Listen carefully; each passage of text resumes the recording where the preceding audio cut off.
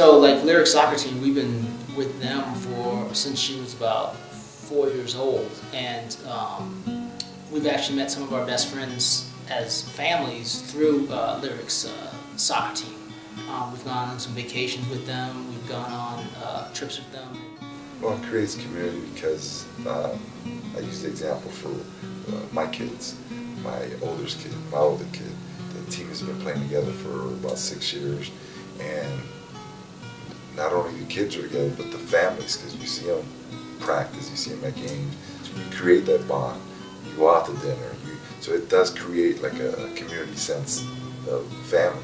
So, and through the years, it just gets better and better. And seeing the kids, they go their own separate ways, different high schools, but they still come together.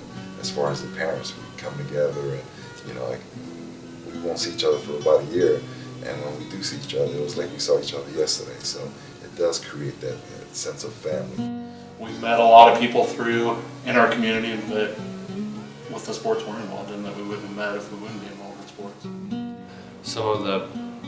Some of my good friends that I have from 25 years ago were fellow teammates on my team, and I know with my son or daughter, some of their best friends are teammates on their teams. Have you had the experience where community really doesn't develop on a team? We actually just had that happen with Lyric's other basketball team that we just joined, and it was basically because the coach didn't have the kids do anything extra than just the sport. They played great together, they didn't lose a game, so it was an undefeated season. But none of the parents really interacted with each other, none of the kids really interacted, there was no fights or anything, but you just didn't see like a family build. And the next season, they're both split off again, so you can see that it didn't stay together.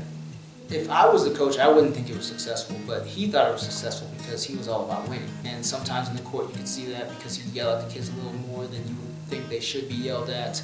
But I think it was not successful for my daughter, for Lyric, because she didn't really enjoy herself too much on the team.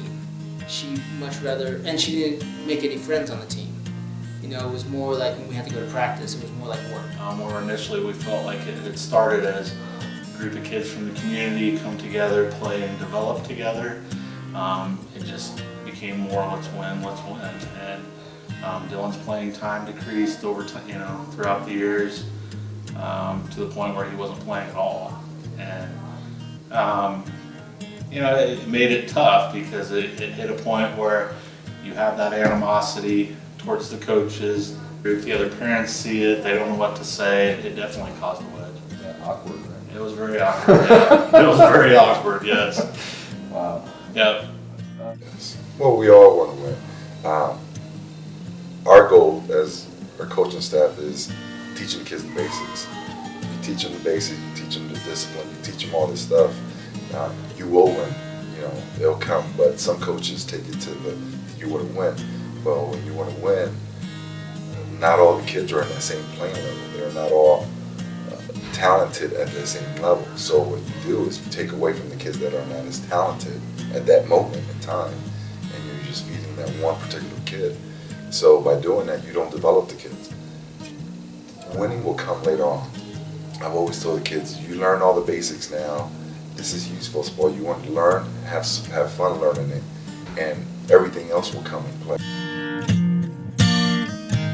Try to develop the kids. Try to make them better people. Make them learn how to share, play as a group, be good sports. It was tough for me to learn because I kept getting the response, especially with Dylan last year, and it was more, well, we play in a competitive league, and it's like, at what point do you push the competitiveness above the value of a kid? And to me, that was very tough to see, especially a group a community that we felt very close to feel like they were pushing the kids down in any way. I just felt like it. Again, I don't see professional athletes out there, so why would you devalue any kid? My kids seem to have the best time sometimes when they lose because they actually come together.